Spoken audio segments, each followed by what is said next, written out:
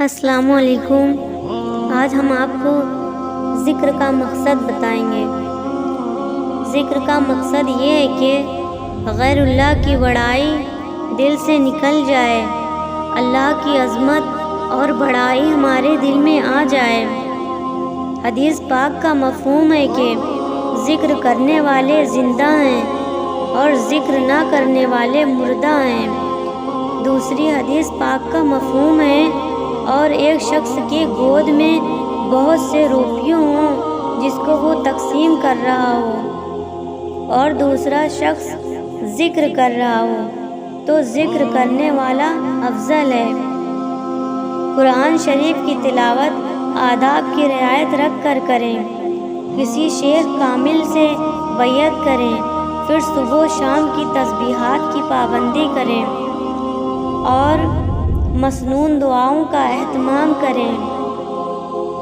اپنے اوقات میں سے وقت مقرر کر کے دعاؤں کا اہتمام کریں اور اللہ سے آخرت کا دھیان مانگیں اور موت کو کثرت سے یاد کرتی رہیں۔ اکرام مسلم کا مقصد یہ ہے کہ اسلامی معاشرہ اور دینی ماحول زندہ ہو جائے، جس کے زندہ ہونے سے ہر قسم کے انسانوں کو دین پر چلنا آسان ہو جائے گا۔ اس کی فضیلت یہ ہے کہ حدیث پاک کا مفہوم ہے کہ جب تک ایک مسلمان اپنے کسی مسلمان بھائی کے کام میں لگا رہتا ہے، اللہ خود اس کی مدد میں لگا رہتا ہے۔ اس کو حاصل کرنے کا طریقہ یہ ہے، اس نمبر میں 3 باتوں کی مشق کرنے سے ایک زبردست طاقت وجود میں آئے گی، یعنی اسلامی معاشرہ اور دینی ماحول زندہ ہوگا، ہر انسان کی ضرورت پوری ہوگی، کسی سے کسی کو تکلیف نہیں پہنچے گی بلکہ ہر ایک دوسرے کو آرام پہنچائے گا۔ حقوق کی ادائیگی کی فکر ہو، ہر شخص اس بات کی فکر میں رہے کہ مجھ پر کس کا حق ہے، کیونکہ مخلوق کے حقوق ادا نہ کرنے کو خدا معاف نہیں کرے گا۔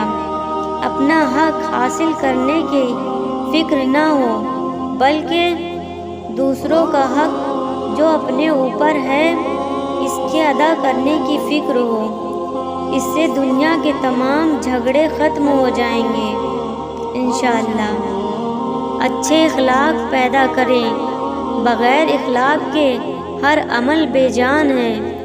عبادت میں روحانیت اخلاق کی بلندی سے آئے گی۔ اکرام کرنا سیکھیں، اکرام کرنا اس کو آئے گا جو 2 باتوں کا خیال رکھے گا، ہر ایک کو اپنے سے اچھا سمجھے، لوگوں کے عیبوں کو چھپائے اور خوبیوں کو ظاہر کرے، یعنی آدمی کی غیر موجودگی میں اس کے اچھی صفات کو تذکروں میں لائے۔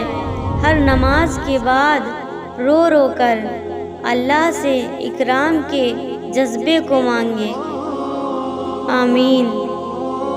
اور ہم لوگ یہ عہد کریں کہ انشاءاللہ ہم نماز کی پابندی کریں گے اور انشاءاللہ ہم لوگوں کی نماز نہیں چھوٹے گی، آمین ثم آمین۔